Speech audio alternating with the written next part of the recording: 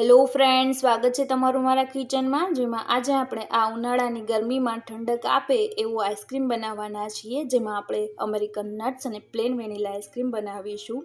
આ આઈસ્ક્રીમ બજારમાં જેવો મળે છે એવા જ ટેસ્ટવાળો અને એવા જ ટેક્સચરવાળો બનાવીશું, અને એ પણ ખૂબ જ ઓછા ખર્ચમાં, ઓછા સમયમાં અને ઓછી મહેનતમાં।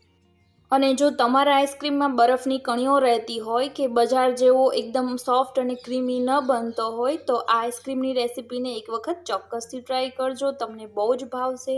અને જો તમને મારી રેસીપી ગમે તો લાઇક, શેર અને સબસ્ક્રાઈબ કરવાનું નહીં ભૂલતા, અને બેલ આઇકન છે એને પણ પ્રેસ કરી દેજો જેથી નોટિફિકેશન તમને તરત જ મળી જાય। તો રેસીપીને આપણે શરૂ કરીએ।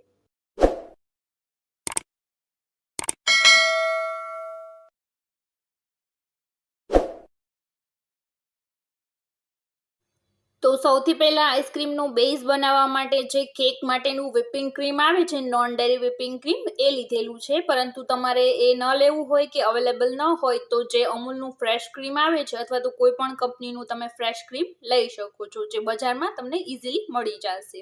અને તમારી પાસે આ રીતે કેકનું જે ક્રીમ અવેલેબલ ન હોય તો બેકરીમાં રેડીમેડ કેક માટેનો જે ક્રીમનો કોન આવે છે એનો પણ તમે ઉપયોગ કરી શકો છો, તે તમને ઇઝીલી બેકરીમાંથી મળી જશે। તો અહીંયા મેં નોન ડેરી વ્હિપિંગ ક્રીમના ટોટલ 2 કપ લીધેલા છે। અહીંયા જે મેં તમને કપ બતાવેલો છે એ કપથી મેં આ વ્હિપિંગ ક્રીમ 2 કપ લીધેલા, અને ત્યારબાદ એ વ્હિપિંગ ક્રીમમાં વેનિલા એસેન્સ અને 1/4 કપ જેટલી દળેલી ખાંડ નાખી અને બીટરની મદદથી બીટ કરી લીધેલું। અને જો તમારે વ્હિપિંગ ક્રીમની રેસીપી જોવી હોય તો આગળ મેં ઘણા વિડીયોમાં જે કેકના વિડીયો છે એમાં આ વ્હિપિંગ ક્રીમની રેસીપી શેર કરેલી છે, હું ઉપર આઈ બટનમાં પણ આપી દઈશ અને છેલ્લે એન્ડ સ્ક્રીનમાં પણ મૂકી દઈશ, ત્યાંથી તમે વ્હિપિંગ ક્રીમ કેમ બનાવવું તેની રેસીપી જોઈ શકશો। તો અહીંયા આપણું આ રીતનું આ વ્હિપિંગ ક્રીમ જે છે એ રેડી થઈ ગયું છે, જેમાં ખાંડ અને એસેન્સ મેં ઓલરેડી નાખેલા છે। ત્યારબાદ અહીંયા મેં ઘરની મલાઈ લીધેલી છે જે 1 કપ જેટલી છે, અને તેમાં મેં 4 થી 5 ચમચી જેટલું દૂધ નાખી અને મિક્સર જારમાં ફેરવી લીધેલું છે, અને એ પણ પલ્સ મોડ પર।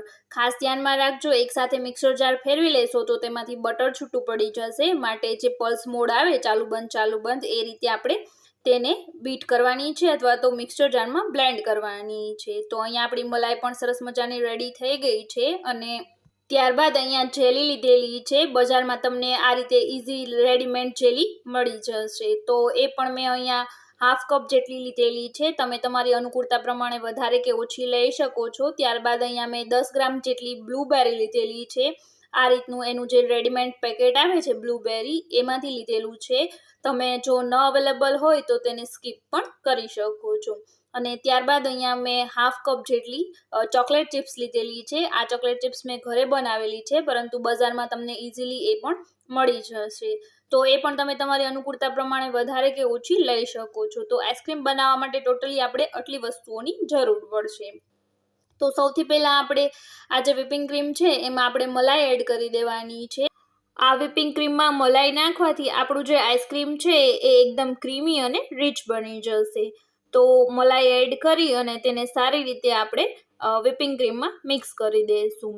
તો ટોટલી જોવા જાવ તો આ જે છે એ આપણો આઈસ્ક્રીમનો બેઝ એક રેડી થઈ ગયો છે, મીન્સ કે આપણો જે પ્લેન વેનીલા આઈસ્ક્રીમ છે એ રેડી થઈ ગયો છે। આમાં પછી તમારે અલગ અલગ ઇન્ગ્રીડિયન્ટ્સ ઉમેરી અને તમે અલગ અલગ ફ્લેવરનો આઈસ્ક્રીમ રેડી કરી શકો છો, મીન્સ કે જો તમારે ચોકલેટવાળો આઈસ્ક્રીમ બનાવવો હોય તો આમાં ચોકલેટ ચિપ્સ અને ચોકલેટ અને કોકો પાવડર એડ કરી દો તો ચોકલેટ આઈસ્ક્રીમ બની જશે। મેંગો કે ચીકુ આઈસ્ક્રીમ બનાવવા હોય તો એ ફ્રૂટ્સનો પલ્પ એડ કરી દો, અથવા તો તમારે બાળકોને પ્રિય એવો ઓરિયો આઈસ્ક્રીમ બનાવવો હોય તો આમાં ઓરિયોનો ભૂકો એડ કરી દો, તો તમારો ઓરિયો આઈસ્ક્રીમ રેડી થઈ જાય છે। તો આ રીતે આ એક આઈસ્ક્રીમનો બેઝ છે, એમાંથી તમે અલગ અલગ ફ્લેવરના આઈસ્ક્રીમ બનાવી શકો છો। તો અત્યારે આપણે પ્લેન વેનીલા આઈસ્ક્રીમ પણ બનાવવાના છીએ, તો આમાંથી હું થોડો આઈસ્ક્રીમ મીન્સ કે થોડોક આઈસ્ક્રીમનો જે બેઝ છે એને આ રીતે એક કન્ટેનરમાં લઈ લઈશ, કારણ કે ઘણી વખત નાના કે મોટા બાળકોને પ્લેન વેનીલા આઈસ્ક્રીમ જ ભાવતો હોય છે। તો આપણો પ્લેન વેનીલા આઈસ્ક્રીમ રેડી છે। હવે અમેરિકન નટ્સ બનાવીએ। તો સૌથી પહેલાં મલાઈ એડ કર્યા બાદ આપણે તેમાં બ્લૂબેરી એડ કરી દઈશું, ત્યારબાદ ચોકલેટ ચિપ્સને પણ એડ કરી દઈશું, અને સાથે જ જે જેલી છે એને પણ એડ કરી દઈશું। તો આ રીતે એક વ્હિપિંગ ક્રીમ બનાવી લેવાથી આ આઈસ્ક્રીમ ખૂબ જ ઝટપટ રીતે તૈયાર થઈ જાય છે અને બહુ જ ટેસ્ટી બને છે। તો બધા જ ઇન્ગ્રીડિયન્ટ્સ જે છે એ આપણા એડ થઈ ગયા છે, તો તેને સારી રીતે મિક્સ કરી અને ચલાવી લેશું. આ whipping ક્રીમ થોડું થીક હોય છે, તો આજે આપણે બધા ઇન્ગ્રીડિયન્ટ્સ નાખેલા છે તે તળિયે બેસી નહીં જાય, પરંતુ જો તમે ખાલી ફ્રેશ ક્રીમનો ઉપયોગ કરેલો હોય તો તે આટલું થીક નથી હોતું. તો એમાં તમારે અધકચરો આઈસ્ક્રીમ જામી જાય ત્યારબાદ એમાં જે ચોકલેટ ચિપ્સ ને બધું નાખી અને ચલાવી લેવાનું, જેથી એકદમ તળિયે બેસી નહીં જાય. તો હવે આપણો જે આઈસ્ક્રીમ છે એ રેડી થઈ ગયો છે, તો એને કન્ટેનરમાં લઈ લઈએ. અને બીજું કે આઈસ્ક્રીમ માટેનું જે પણ તમે કન્ટેનરનો ઉપયોગ કરો તે એકદમ એરટાઇટ હોય એવું લેવાનું, જેથી જે તમારો આઈસ્ક્રીમ છે એ જલ્દીથી જામી જાય અને ક્રિસ્ટલાઇઝ ન બને, મીન્સ કે તેમાં બરફની કણીઓ ન આવે. તો આ રીતે બધું જ જે આપણો બેઝ છે આઈસ્ક્રીમનો એ આ રીતે કન્ટેનરમાં એડ કરી દીધેલો છે, અને હવે તેને 1 થી 2 વાર સારી રીતે આપણે આ રીતે પછાડી દેવાનું છે, જેથી એમાં જે એર હોય એ નીકળી જાય અને આપણું જે આઈસ્ક્રીમ છે એ સારી રીતે સેટ થઈ જાય.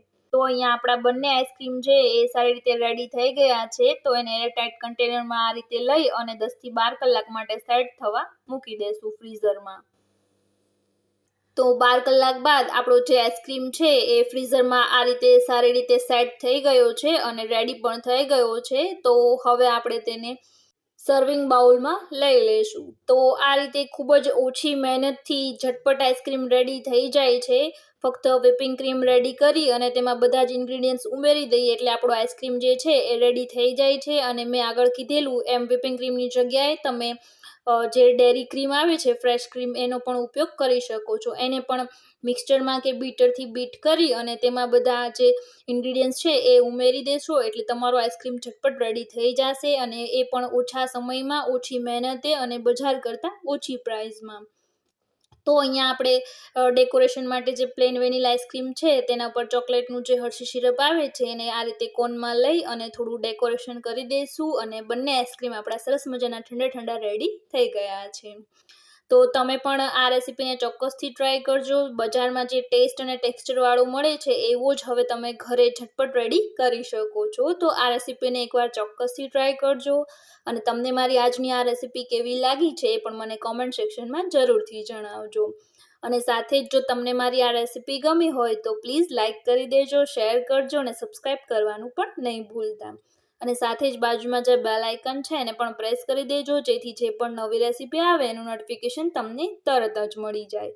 તો ફરી મળીશું એક નવી રેસીપી સાથે.